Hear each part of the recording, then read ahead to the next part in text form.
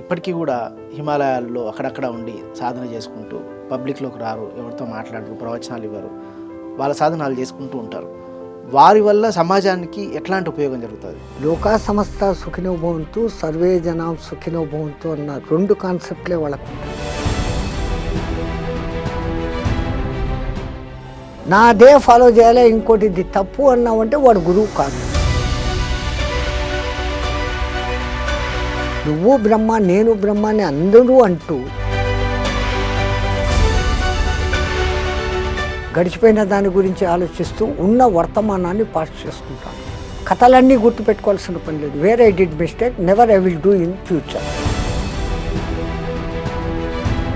ఇంతకుముందు కట్టెలో ఉన్నటువంటి రుణాలు అనుబంధాలను క్లియర్ చేసుకునేదానికి ఎన్నుకొని మనం మళ్ళీ ఈ జన్మలోకి వచ్చాం.